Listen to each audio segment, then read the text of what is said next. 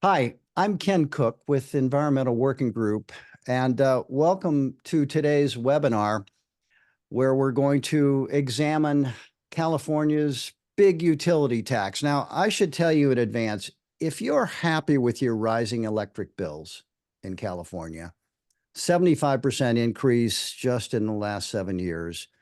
If you're happy with the skyrocketing profits and utility executive compensation that tracks with those utility bill increases. If you're happy with legislators in Sacramento and utility regulators who basically rubber stamp all manner of policies with modest public hearings, if any, if you're happy with that, that have made these trends a reality, if you like the way these politicians and officials are behaving, then this utility tax webinar is probably not for you. Because what we're going to do today is hear from some of the most distinguished experts representing interests and communities in the state of California who are raising concerns about this big utility tax. We're going to explain how it came about, what its impact will be, and we're also going to talk about what needs to be done about it. So more than 250 organizations are calling on legislators to pass AB 1999. It's a bill to stop the big utility tax. Now, this is a fixed charge tax. In 2022, the legislature in Sacramento passed a big budget trailer bill. This is a bill it's a trailer. You don't even look back at it, but it's huge in its impact. It's called AB 205. And as part of that trailer bill was a provision that will charge all ratepayers, all utility ratepayers, a new uncapped, no limits utility tax, which is referred to as a fixed charge. This utility tax would be based on household income, okay? The bill was passed in 3 days. No public hearing in Sacramento, no public discussion. That's when I was referring before to the rubber stamp factor in all of this. The utilities asked for it, the Public Utility Commission gave it a thumbs up, and the public is expected to just go along with it. And even a utility tax of $24 a month, which in and of itself may not seem like much to a lot of people, but this will increase utility bills for millions of working people and retirees in California who live in apartments or small homes and who use less electricity than most. So in exchange for this uncapped utility tax, the utilities are offering a really small one-time drop in the volumetric rate, or the amount that's paid per unit of electricity that is used. But it doesn't really cancel things out, because people living in apartments or small homes, they use very little electricity. So even a $24 a month utility tax will wipe out any savings and cause their bills to go up. And by the way, negate the benefits that they may have felt they were contributing of using less energy to begin with. If you wanted to design a policy instrument that would send the signal that conservation doesn't count, this would be it. So as a result, the big utility tax will have a disproportionate impact. It will hurt most those very families who are already facing, as we discussed, skyrocketing utility bills. So we have a distinguished group of panelists, but we're going to hear first from Josh. Oh gosh. Placed Josh Plaisted. I'm sorry, I lost my place in the run of show here. My apologies. Josh is a principal at Flagstaff Research, He has 20 years of deep experience. He's really one of the country's leading authorities on the economics and technology required to deploy distributed energy systems into the electric grid.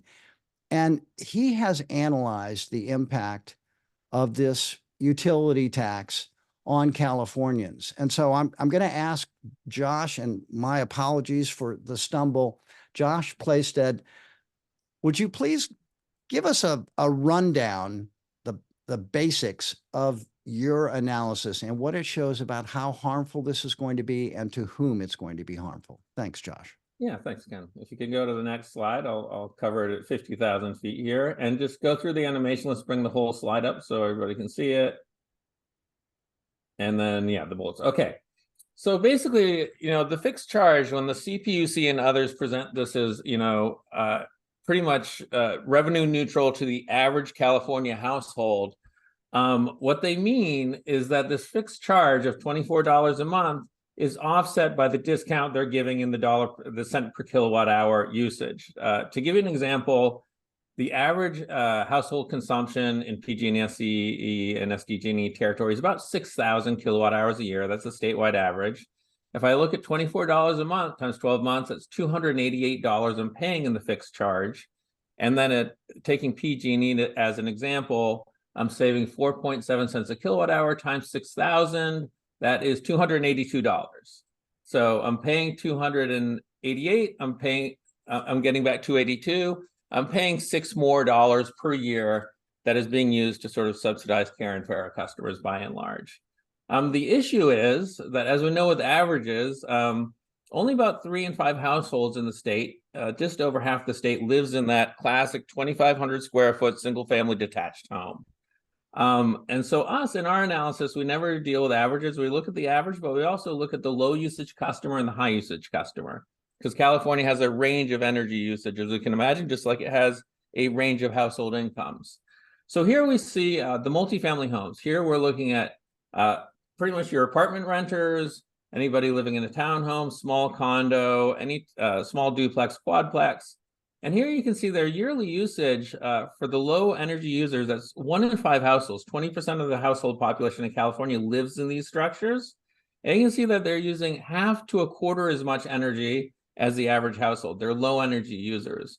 And what happens to these users, you can see by these numbers, is they're paying the same fixed charge, but they're not able to use that rate discount. It doesn't make up for it. And you see significant bill increases in low usage multifamily homes here. So they're going to see, those are the annual bill impacts you're going to see across most apartment renters who are not on care and not on FARA. And actually, I should mention that one of the other ways people present these numbers is they model the care and FARA household as using the same amount of energy as the average California household. When they say, here's how much care and FARA are going to save, they're using a 6,000 kilowatt hour per year number, when by and large, most care and FARA customers are living in, actually renting multifamily homes and apartments with lower usage. So the care and FARA savings are often overstated in most other analyses. Something to keep in mind. Let's go to the next slide. All right. And then what we see, because the fixed charge, if you're not care and FARA, it's the same $24 a month, independent of the home size you live in. And they're seeing that same bill discount. People who use more energy are seeing more savings. They're beyond the balance point. The balance point is 6,000 kilowatt hours a year. If you're using more than 6,000, you're saving more than you're paying. And so this is a surprise to most people. These are the high energy usage single family homes. Classic 4,500 square foot home or 2,500 square foot home with a pool in the backyard. That would actually be much more than this. But what they're seeing is you see actual bill savings. Their bills are going down by over $300 to $400 a year. So anybody who's using beyond the 6,000 kilowatt hours is seeing significant savings. I think this is a surprise to most people, because when we think about the savings being provided to subsidize care and FARA customers, which is the right thing to do, we'd imagine that it's coming out of this class of customers. California would tend to be very progressive thinking, that the high energy users will be subsidizing the low energy users. And in reality, this fixed charge proposal is flipping it the other way around. You have low energy users subsidizing current high energy usage. All right, and that's it kind of in a nutshell. Josh, thanks so much. I know you're going to stick around in case there are follow-up questions, and we have additional information from your analysis to share with anyone who's on the call who may be interested. So, as we say around Environmental Working Group, oftentimes the truth is in the tail of a distribution. And I think that's what you've just emphasized for us, Josh, that if you look at the average, it can be incredibly misleading. The average IQ on this call is very high, but if you throw me out, it would be even higher. So averages don't really tell the story here. The CPUCs, and if you go to our next slide, this $24 monthly utility tax, here's the kind of person it's going to hit. A single mother living in an Irvine apartment, a retired couple living in a small home on a fixed income in San Diego, a teacher living in a small home in Fresno. Yeah, let's punish them more, right? The teachers, don't we punish them enough? A nurse in Madera living in a small home, a farm worker living in a small home in Gilroy, millions of Californians living in apartments and small homes. They're in the tail of this distribution. That's what Josh is emphasizing, that the analysis that we've seen so far has not paid adequate attention to these folks. And as a consequence, we're very worried about what's ahead, because this utility tax is a floor, not a ceiling. So it's going to start with $24 a month, but it's going to go up. It's utilities, right? So the utility tax is completely uncapped. By the way, so are the rates that we're getting a little break on. That's so good for high energy users. Those rates are also uncapped. Secondly, the CPUC has a blank check in effect, and they're using it. Their proposed utility tax is more than double the national average. And that's just for starters. That's just where they're beginning. Next, the big utility tax would discourage conservation, take control away from ratepayers, and it will not incentivize electrification as its proponents claim. Probably the exact opposite.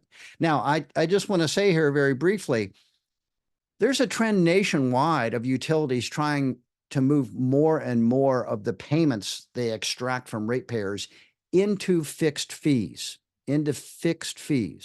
because they get that money no matter what. It's contrary to a lot of principles we would want to follow if we had a fair and just and productive and environmentally sound utility system and rate structure. But that's not the direction utilities are going for, because this is easy money if utility commissions agree to them. And ours has here in California. And then the final point, again, even this $24 monthly utility tax will raise bills immediately for working families, seniors, and others who live in apartments and small homes. And that's why 22 members of the Assembly, 10 senators, and now 18 members of Congress nationally have written to the California Public Utility Commission opposing this high fixed charge, opposing it for all of those reasons. And likewise, there's a growing coalition, as we said at the top, of 250 plus organizations who are opposed to the utility tax. Now, oftentimes in media coverage, you'll read that utility watchdogs are supporting it. Well, just to be clear, we're talking here about the organizations that day in and day out represent these communities and these interests. It's not just a few of them. It's over 250 of them from every corner of the state. And as you'll see from our incredible list of folks on this call and their expertise, you'll see how important that is. So I'm just going to go through a few more slides here of logos of the organizations that are supporting our drive to oppose the utility tax. That's who we're talking about today. So now I want to transition to our incredible speakers. I'm going to introduce all of them up top, and then we'll turn to them one by one. Shar Thompson is the regional coordinator of Tenants Together for the Central Valley region. This is California's only statewide renters' rights organization. Tenants Together works to improve the lives of California's tenants through capacity building, movement building, statewide advocacy. Their goal is to support and strengthen the statewide movement for renters' rights. Shar is a busy professional and a mom, and she's got to pick up Huxley fairly soon. But I'm telling you, she wouldn't be on this call about electric utility policy if it weren't important to her. The same with our next speaker, Richard Scaff. He's the executive director of designing accessible communities.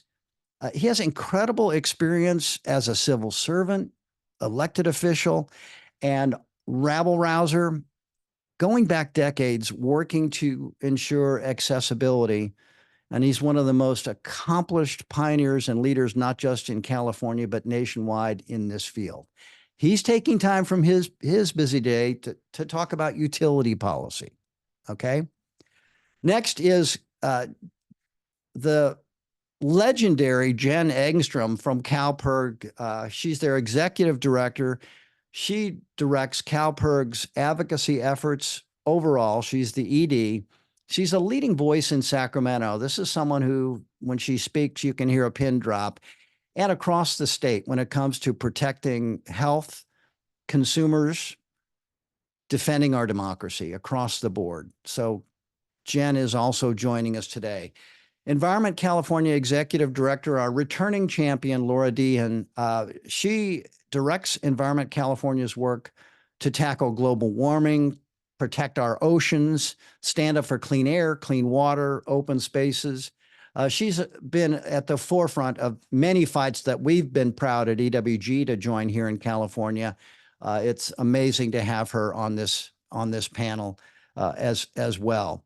And then we'll also be hearing from Natalie Herendeen. I think I've said that correctly. She is the executive director for the Center for Community Advocacy. She was born and raised in the Salinas Valley. She came back from law school, started working to improve housing conditions for working families and seniors while working at legal services for seniors for about 6 years. And in 2016, while she was in that role, she first started working with the Center for Community Advocacy on a mass eviction case, and she successfully helped 50 people stop a wrongful eviction against them and secure affordable housing. If I had that on my resume, I just would hang it up right there, just that accomplishment. So we're thrilled that Natalie could join too. And again, these are people who speak with credibility and authenticity, literally from the front lines. And they are here as some of the voices of the more than 250 organizations who are pretty darned upset about the utility tax and are pressing legislators to pass AB 1999, Assembly Bill 1999, that would stop this big utility tax. So let me first turn to you, Shar. Tell us what's at stake here for tenants. Thank you so much, Ken, for the introduction. Hi, all. I'm Shar Thompson. I'm the Central Valley Regional Coordinator with Tenants Together, a voice from the Fresno Tenants Union, and a single mother of one that lives in the poorest zip code of Fresno, California, 93701. I'm really excited to be here with the powerhouse of individuals on this panel from the coalition to talk about why we need to stop the utility tax. In 2022, AB 205 allowed the utility companies to charge all of the ratepayers a new uncapped utility tax, which they called a fixed charge. The utility tax would be based on household income. The bill was passed in 3 days with no public hearing and no public discussion. AB 1999 would stop the proposed fixed tax at $24 a month, which is currently completely uncapped. This is like us as a state providing the CPUC a blank check, and they are using it. Our utilities cost more than double the national average already. And just like within rate increases, there are no ceilings for increasing rates. The big utility tax would discourage power conservation, take control away from the ratepayers, and the rate will only provide a one-time decrease to those on CARE and FARA. These rates will then be able to be increased on those on Care and Farah, and will be back where they are today. If not, rates will be even more expensive. The $24 floor that is being proposed, folks just don't have it in their pockets to pay. I know personally that even with a great paying salary as a single mother who lives in a 2-bedroom apartment, it's just not feasible when you're making over the area median income and don't qualify for any subsidies. At this point, I personally have had to cut healthcare visits, trips to my dying grandparents, and resulting in less than healthier foods for my toddler and myself because it's cheaper and it's what I can afford. I know teachers that live in the same neighborhood as I do, and they are saying that they can't afford the utilities and that they wish there were breaks in their bills or ways to subsidize. After mentioning this big utility tax, they indicated that they wouldn't know what to do if they had to pay an extra $24 a month because, quite frankly, they are budgeting just as much as I am. My best friend in North Fresno, who is also struggling to pay her nearly $900 a month bill in her 4-bedroom home with a pool in the backyard, and she and her husband both work at Corcoran State Prison. Even folks on Care and Farah who were not sure how they were going to pay the bill when we discussed it in our tenants union, they didn't know how they would be able to survive.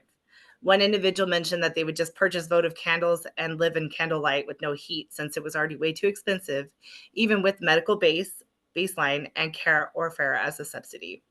Between raising rents without a rent cap and utilities on our housed communities, are going to suffer more evictions and end up on the streets, especially those who are obligated by their lease agreements to have utilities on and in their name. We as a state are already paying double the national average. Why are we going to impose on California residents even more when the going rate in Fresno is for a 2-bedroom apartment is $265 a month? Thanks, Ken. Shar, thank you for sharing not just the policy perspective, but those incredibly moving personal stories. That's what this should be all about. And it takes someone like you who lives and works in that community and is devoting your life to protecting it to tell those stories with authenticity and integrity. So thank you so much. Absolutely. Next, we're going to hear from the Executive Director of Designing Accessible Communities, Richard Scaff. Richard, give us your perspective. Good morning, Ken and everybody. Thank you for having me on today. The electric utility rate hikes, those that have forced those that are already struggling to hand over more of their earned money. And just as you think it can't get worse, it does. The for-profit electric utilities and the CPUC and some other organizations are now proposing to charge most ratepayers the highest utility tax in the country, $24 to $70 per month.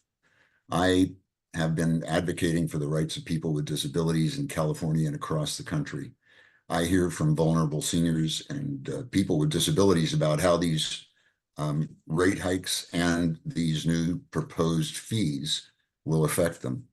They should not have to choose between paying for rent, food, medical bills, and their electric bills. Thankfully, a group of brave legislators are taking action to push back against utilities and the CPUC to turn this threat around. The CPUC is now proposing the new fees to start at $24 a month, regardless of how much electricity one uses. That would be more than double the national average, and AB 205 completely uncapped the utility tax, so the tax can go up and up and up from here. A utility tax of $24 a month would unfairly raise utility bills, even for anyone with a small energy footprint, disproportionately harming most people who live in an apartment. This would be devastating to renters and households that are already struggling. With California enduring some of the steepest electric bills in the nation, this underhanded tax threat will increase electricity bills for most economically insecure neighbors. Utility tax proponents incorrectly claim that the utility tax will help low-income people. But even the most low-income folks on CARE and FARA would see their bills go up under the CPUC's proposal, even if they don't use much electricity. It's unconscionable. And folks on CARE and FARA who use an average amount of energy would only see a small and temporary reduction in their bill. Utility shoots back up as the utilities and the CPUC continue to jack up the base rate for dollars. Meanwhile, bills will go up immediately for millions who don't qualify for subsidies and live in apartments, condos, and small homes. People with disabilities and vulnerable seniors will be especially impacted. Over 4 million Californians live with a disability, often struggling to make ends meet. Lower income households with family members who have a disability are already wrestling with major affordability challenges and are often living just above the subsidy cutoff line. They will bear the biggest brunt of it. Rather than providing relief for those folks, legislators and utility companies will make life markedly harder for millions who are barely scraping by, deepening inequality through energy policy. Again, thank you, Ken, for having me on the event. Richard, thank you for stating that. I'll just underscore once again, these are busy people who have many other dimensions of their work than to worry about electric utility rates. But this is such a big deal that, like the other hundreds of community organizations, social justice organizations, they're standing up on this because it's such an affront to the missions they work in service of. So next we're going to hear from CalPERG Executive Director Jen Engstrom about the impact on consumers. Jen, this is an unbelievable affront. Tell us about it. Give us your expert perspective. Yeah, thanks so much, Ken, and good morning, everybody. My name is Jen Engstrom. I'm the State Director for the Consumer Advocacy Group, CalPERG. And we are proud to support AB 1999. We want to thank, Assemblymember Jackie Irwin for her leadership on this issue, and of course, all the groups on this webinar for your work to stop the high fixed charge on utility bills, known as the utility tax. As you've heard, the proposed $24 fixed charge will be more than twice the national average for such a fee. And even with the kilowatt per hour rate going down slightly, this new fixed charge is expected to result in bills going up for millions of Californians. And the problem is that is especially true for people who, as you've heard, live in small homes, apartments, or are just focused on energy conservation and efficiency, because the high fixed charge and slightly lower volumetric rate will end up reducing bills for high electricity users and increasing bills for low electricity users. So that's a big problem for consumers. It's also a big problem for the environment. So by increasing bills on low energy users and decreasing bills on high energy users, that means that the high fixed charge is going to incentivize energy waste. It's going to discourage energy conservation, efficiency, and rooftop solar. And it means that people who, do their best to turn off the lights when they aren't using them, are thoughtful about their heating and cooling, are being a good consumer, or have invested in energy efficient appliances, they're going to see their bills go up. Whereas people who are less focused on energy conservation, or as you've heard, live in a large home with a lot of energy usage, they're going to see their bills go down. That move takes away control from consumers on their energy bill. It's also a reversal of our state's long tradition of incentivizing behavior that benefits our society and helps us to hit our climate and energy goals. This high fixed charge also has a critical economic impact beyond the individual consumer because we're incentivizing high energy usage. So when a household uses less energy, not only does that household save, but it contributes to lower costs for the entire system, which benefits all customers. And incentivizing high consumption, on the other hand, would consequently drive up costs overall on the system, and in doing so could make the high electricity bills even worse. So even a bigger problem for consumers in the long run.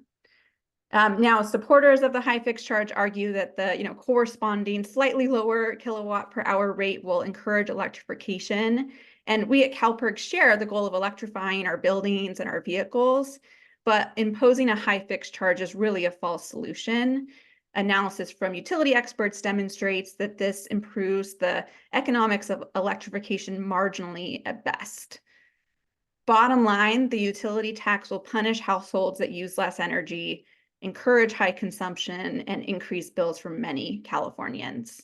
So that's why we're glad that Assemblymember Irwin has introduced AB 1999, which would cap the high fixed charges around the national average and prevent proposals like this from happening in the future. And we, of course, encourage the state legislature to stand up for consumers and approve this critical legislation and stop the utility tax. So thanks so much, Ken.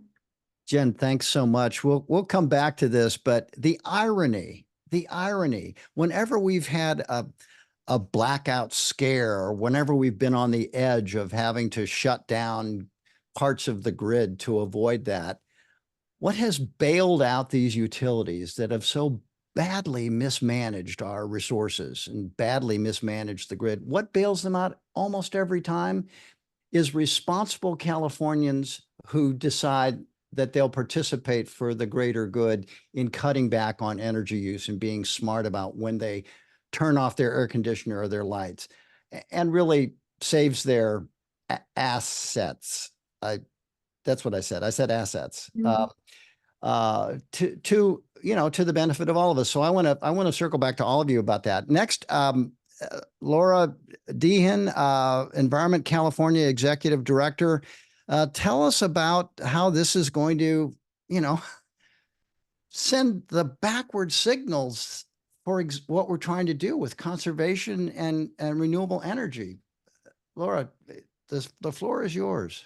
Thank you so much, Ken. And yeah, that's exactly what I want to talk about. So my name's Laura Dehan. I'm the State Director for Environment California. We're a statewide environmental group that works for clean air, clean water, protecting beautiful places, and making sure we have a safe climate for all of us for the future. And we stand in strong support also of AB 1999, led by Assemblymember Jackie Irwin, and opposed to the utility tax and these new highest fixed charges in the whole country. So, I've been thinking a lot about how we're coming up on Earth Day. Earth Day is just next week. And this is a really good time of the year to reflect on the progress that we've made as a society. All of the work that we've done over, since 1970, since that first Earth Day, in tackling the impacts that our society is making on having on the Earth. Right now, we're experiencing the threats of climate change all around us. We're seeing the extreme storms, the wildfires getting worse and worse. We're also seeing unimaginable loss of wildlife. 30% fewer birds in the air flying than there were in 1970. So that's a loss of literally 3 billion fewer birds. There's a third of our native bee species are now at risk of extinction, being wiped from the planet forever. There was just a report about how there is a deafening quiet that's falling over forests and meadows and desert habitat because of human-made environmental degradation. 50 years ago, when we had after the first Earth Day, thinkers like E.F. Schumacher argued that small is beautiful and that unfettered growth is leading to the limits, for our society and what our society can, what our Earth, what our planet can handle. And also that the cleanest energy is the energy that we never use. And so action to reduce energy use, energy conservation, energy efficiency must be prioritized. And since that first Earth Day, since those thinkers laid out those challenges, we've seen some major headway from a technological perspective and from a policy perspective. We've adopted rules to, have the strongest lighting standards and appliance standards to make sure that our homes are much, much more efficient. We've adopted policies to encourage energy conservation and energy efficiency, and taken away what we thought was an incentive for utilities to push out, more energy use. And, you know, we've started to actually tap into the power of the sun and the wind to power our society. We've switched to electric vehicles at a really rapid pace, and especially in recent years, so that we can quickly, soon, stop burning fossil fuels that are leading to so much environmental degradation, and move to this clean energy future. But right now, a lot of that progress is at risk from the efforts of powerful special interests from the big utility companies, you know, who are really pushing for bigger energy use, bigger energy projects, bigger, you know, the biggest fixed charges in the whole nation, specifically right now. And so, you know, unless we can see the legislature adopt AB 1999 and see the governor sign that bill into law, for the very first time in our state's history, will be by adopting the highest fixed charge in the nation and literally changing the formula for our power bills so that more of the bill is just a flat fixed amount, a utility tax, and less is based on the energy that you're using, is going to have this perverse impact of incentivizing wasting energy, encouraging people to buy the biggest car, the biggest house, leaving lights on, instead of what we've always wanted to do, always tried to do as a state, as a society, which is encouraging energy efficiency and that, you know, small is beautiful ethic. The second problem is it will further disincentivize one of our best clean energy solutions, which is rooftop solar and storage. Rooftop solar paired with battery storage is absolutely crucial for us to reach our 100% clean energy goals as fast as possible. Currently, we've only taken advantage of 10% of California's rooftop space for energy production. So we have 90% more capacity on the existing built environment that we haven't yet captured. And we can be saving that power that is, you know, that could be captured during the day with batteries at home, so we can use it in the evening when the sun sets, if we can rapidly shift in that direction. And our own state energy agencies have set out in plans that we need to quadruple the amount of rooftop solar that we're using today. Unfortunately, other recent policy decisions by our Public Utilities Commission have already slashed the incentives for rooftop solar by slashing the net energy metering compensation people get for the extra energy they give back to their neighbors. And that has had a devastating effect on solar. It's resulted in a dramatic slowdown in the pace of rooftop solar and storage adoption. And unfortunately, having the highest fixed charge in the nation would further introduce more risk and more disincentive for consumers to choose to go solar in the future. And then the third major problem for the environment here is that instead of encouraging electrification, this will likely lead to a slowdown in adoption of electric heat pumps or electric cars. There was some polling directly on this question about whether having the highest fixed charge in the nation would encourage more people to electrify. And not shockingly, it does the opposite. It introduces more uncertainty, increases the risks, knowing that there would be an uncapped fixed charge that could continue to go up. And some polling that was done by the Berenson Strategy Group found that it would actually lead to a net reduction in consumer confidence and consumers choosing to adopt an electric car or install a heat pump instead of a gas furnace in their home. So this is going to take us, if the highest fixed charge in the nation gets adopted, it will take us in the absolute wrong direction as a society in addressing environmental harms. It will not speed up our path to a clean energy future. In fact, it threatens to do the opposite here. And that's why Environment California stands in strong support of AB 1999 and why we urge our legislators to stand up for the environment in adopting that law as fast as possible. And we strongly urge Governor Newsom not only to sign this bill, but also to put in place stronger oversight over our, public, the utilities that are providing power, because the out of control rates need to get addressed. So thank you, Laura, Ken. thank you so much. Just a tour de force review of everything that's wrong with this policy, everything that's sending us in the wrong direction. Next, we're going to hear from Natalie Herendeen, Center for Community Advocacy, with all of the issues, Natalie, that you're dealing with to assist farm workers and work side by side to give them a better life. And yet here you are talking about electric utility policy. I'm glad you're joining us, but what's up with that? I mean, here, really, we have to stand up, and of course we have to. So tell us why that's important. Just out of respect for Mr. Scaff's hand, did you have a comment that is burning before I start? I just wanted to say to what Laura just said, add to what Laura just said, that at the same time, PG&E and the other two for-profit electric utilities are proposing this new fee that is only the base, and it'll go up from there.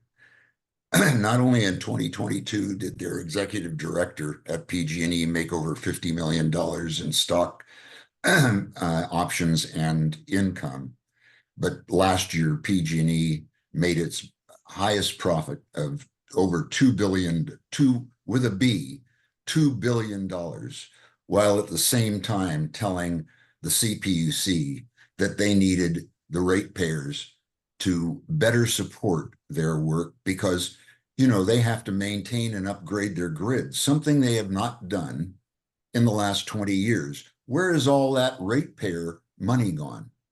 It's gone to their profits, to their stockholders, and to their executives getting substantial. I don't know many corporations where the leadership gets the kind of bonuses and income they get. And I'm sorry I had to say that, but I'm furious with this.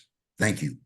I thank you. I think we're all furious about it. It's just there's so many focus points for fury. It's hard to pick among them, but that's certainly one on my list too. Natalie, tell us about the stakes here for the communities you work with. Of course, and I do have to leave right at 11, just in case we go long. I'm furious too. There's so much to say, and I'll be brief with time. If the government of California doesn't stand up for its people instead of profit and corruption, then we're fucked. We're fucked. We're all you can actually feel the earth dying, and we're not doing enough. And so thank you for Earth Day in 1970, but we need to do more, and we need to do it faster. The UN report came out, and we are dying, and you can feel it, and the silence is deafening. And so use your candles. I mean, we have to go back to a sustainable way. We have to find ways, we have to use technology to use and go into sustainable ways, but we also have to give up what doesn't work and what is not sustainable. And we have to find ways to mix the old with the new and not allow us to, progression is not always good. And what I see a lot of this is with the farm workers too, is that, not to go too far because I have a tendency to think in tangents and to think very big picture, but farm workers are struggling on a day-to-day. They can't live. The rents, the utilities, everything's out of control, and we're seeing the homelessness just increasing. Everybody is struggling, and this is not a sustainable world in which we are living. Point blank. The utility tax is just one more slap in the face we have to, if AB 1999 does not pass, then this is just one more thing where we're allowing power and profits to go unchecked.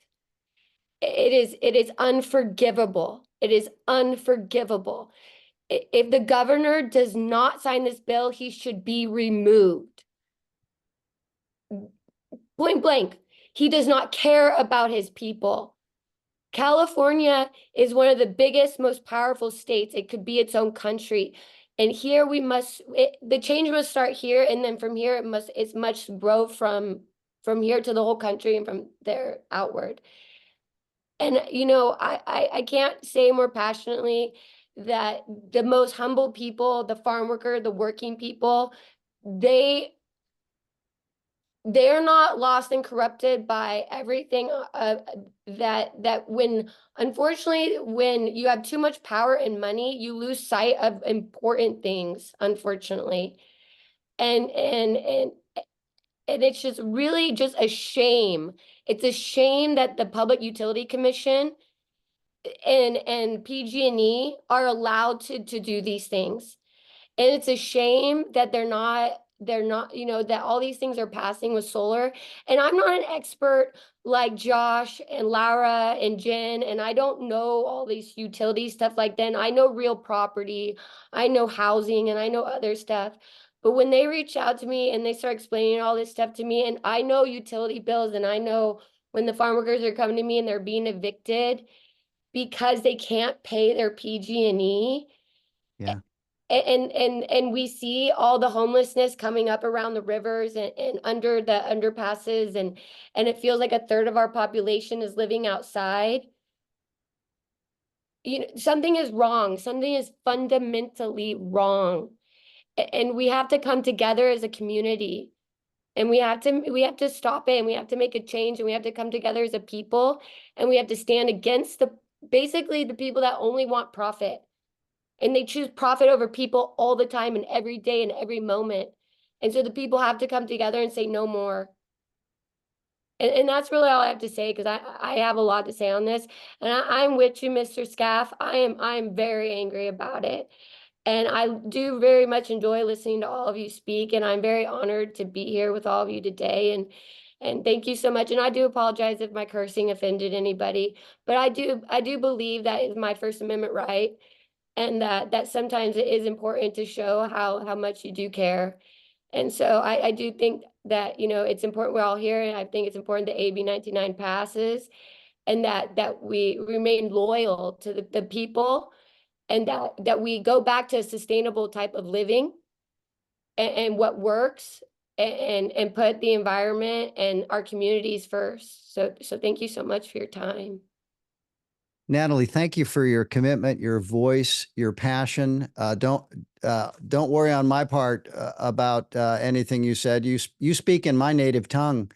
So I just want to again emphasize that all of these folks are taking time away from lots of other pressing priorities to talk about the impact this is going to have. Natalie mentioned, you know, all the pressures on families here in California. Just in PG&E's territory alone, over 1 million people are behind in their utility bills, and it literally can mean the difference between buying medicine, childcare, other expenses. That $24 a month, that is sending a signal to people, hey, you may be using less energy. We're going to make you pay anyway to support our bad habits, which the principal bad habit is out of control utility spending that no one seems willing to stand up to. No one seems willing to stand up to it. This coalition does, but we need people in Sacramento. We need the Public Utility Commission. We need the governor, the California Energy Commission. They need to start standing up to these utilities instead of giving them some version of everything they ever asked for. It's going in the wrong direction. Natalie, could not agree more. We're going to open it up to questions. We have a few kind of teed up. Let me just ask folks, utilities, they're saying that this policy will decrease bills for low-income Californians.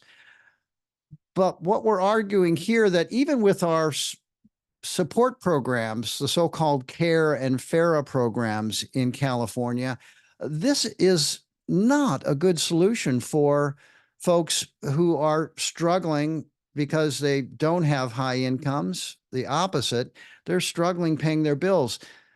Can we hear a little bit, maybe Josh, if you could just underscore a little bit what your analysis shows about how this selectively penalizes, how the truth in the tale here is a selective penalty on low income, low energy users in the state of California, exactly the kind of people we're supposed to be trying to help and be grateful for because they're doing their part. I can speak to it briefly, and then I'll hand it off because others can probably speak to the low income renters. You have many people on this call who can speak to that. I think I touched on it very briefly that when people say here's the impacts for low income CARE and FARA, right? They're using the average California usage of 6,000 kilowatt hours to show the savings. That low income households tend to be low usage, meaning half to a quarter of the usage of the average California home. When they're conserving money, they're conserving electricity use because the energy burden is incredibly high for them. So in general, the trend is okay for CARE and FARA to a degree. But I will tell you that low usage multifamily, the people using around 1,500 kilowatt hours a year, will not see savings even under this proposal, meaning even the $6 a month fixed charge, as low as it is not enough to offset, pardon me, the discount they're getting is not enough to offset that $6 a month.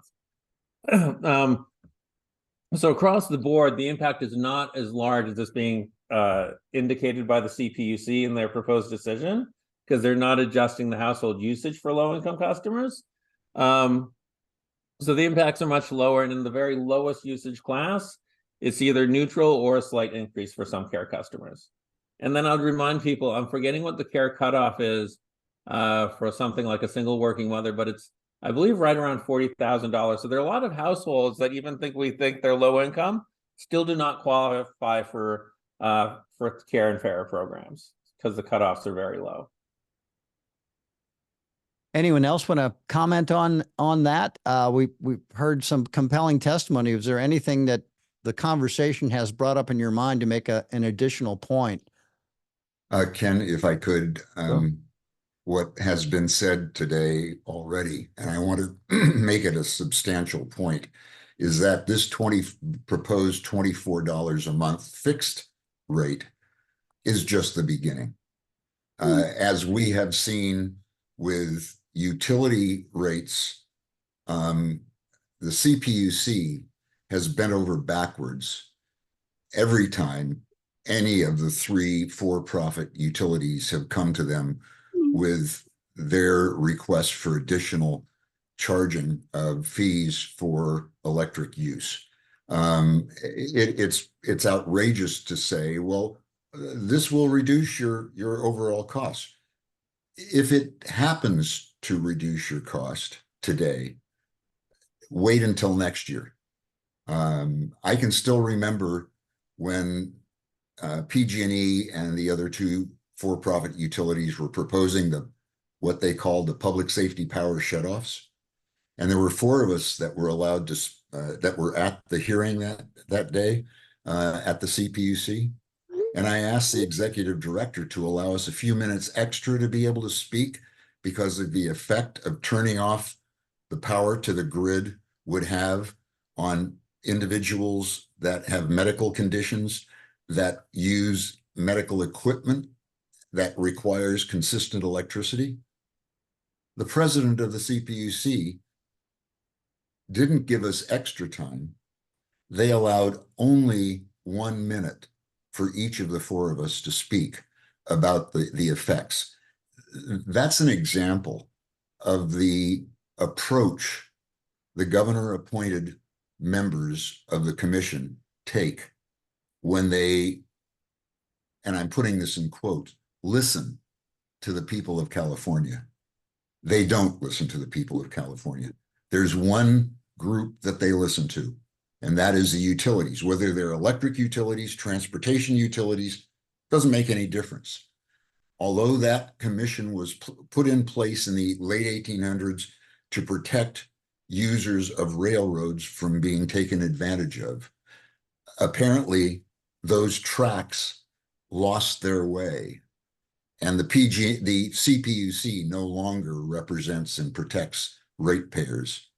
It protects the utilities. Yeah. I apologize for going on. Thank you. Let me open it up now to questions. If you have questions, put it into the Q&A. And if you could include the name of your outlet, please. And we probably answered a lot of your questions already, but if you have additional ones, please drop them into the Q&A right now. We've got a number of reporters on the line. Thank you for joining us. While we're waiting for questions to pop in, I just wanted to go back to the topic I think, Jen, you first raised and Laura embroidered, which is the irony of having a policy like this in a state that's devoted to more energy conservation, encouraging people to be smarter with their electricity use, and yet a fixed charge, particularly for those who are using a lot of energy, combined with a rate, kind of a rate relaxation, a little bit of a cut. How is that the case? Now, I have a question here from Nancy Price. Let me, from GV Wire in Fresno. What is the current status of AB 1999? Then maybe I'll go back to the question I was teeing up. Where are we with Assembly Bill 1999? Laura or Jen, you're probably closest to it. Sure. The bill was introduced earlier this year, and I believe its first hearing in the Assembly Utilities and Energy Committee is going to be next week.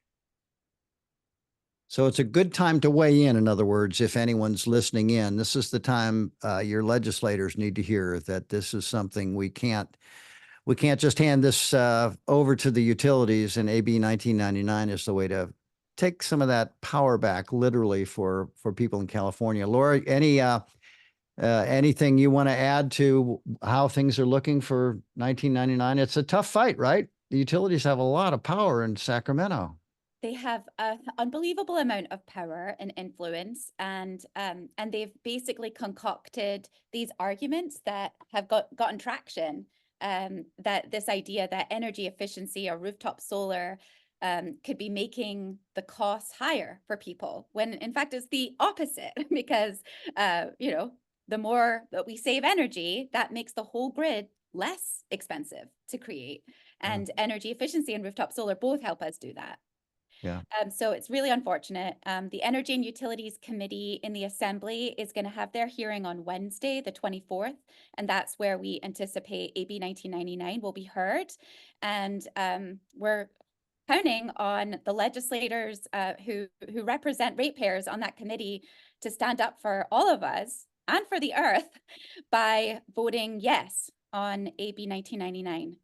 So we can put an end to this proposed, unbelievable utility tax. Yeah, just one step to try and curb this out of control utility spending. Here's a question from Ben at Cal Matters. He says, I've heard a lot of talk about how this policy will discourage energy efficiency and conservation, but the state also has a goal of encouraging electrification, which necessarily means using more electricity.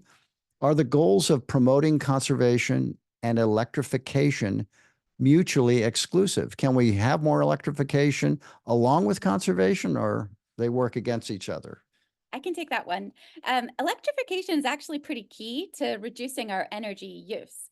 When you look at like how much power does a heat pump use compared to, which you can use for both heating and cooling, compared to a furnace, or, if you look at how much power an induction stove uses compared to an old-fashioned cooker, they're all so much more energy efficient. That's one of the best things about the electrification movement, right? It's going to help us reduce energy use overall, hopefully. Now, the argument that moving to a rate structure where there's a flat fixed charge, that's going to somehow encourage electrification, is, we actually think, flawed completely. the thing that Jen cited, that because of how the minor reduction in volumetric rates is just not going to actually add up to any major savings for people who are going electric. So it's just not enough to be an incentive on its own. But then the other factor that I think is underappreciated here is that by adding a new fixed charge, this new utility tax, which, as Richard just keeps emphasizing, is uncapped. And so everyone's anticipating this is the floor. It's not going to stop at $24. That new charge is just introducing a lot of uncertainty for ratepayers. And so I mentioned there was polling, and I'm happy to share the slide deck, which was used in a legislative briefing a few months ago, but it was done by the Berenson strategy firm, and they found that it actually, this new rate with this potentially rising fixed charge or utility tax actually discourages people. More than 30% of people polled became less likely to buy an electric car or to install a heat pump or do any of these other things that we need to go electric. And so hopefully that answers your question, Ben, and happy to share that slide. Yeah, we'll put that slide. We'll put a link to it, Laura, if we can, on the YouTube link to this webinar. Anyone else have anything to add on that? We're kind of at time. Ben has a follow-up question, kind of related, it seems to me. Why would Josh, I think I can hit that really quick in like 30 seconds. Yeah, sure, Josh. So the temporary rate reduction, which is about 10%, isn't enough to enable electrification. We need to, because rates have gone up 75%, as we said, over the last 7 years. So why would I fuel switch from that? Nobody's talking about natural gas killing the household yet because it hasn't had the rate increases of electricity. Electricity is out of control. Natural gas has increased, but along with other consumer prices like groceries.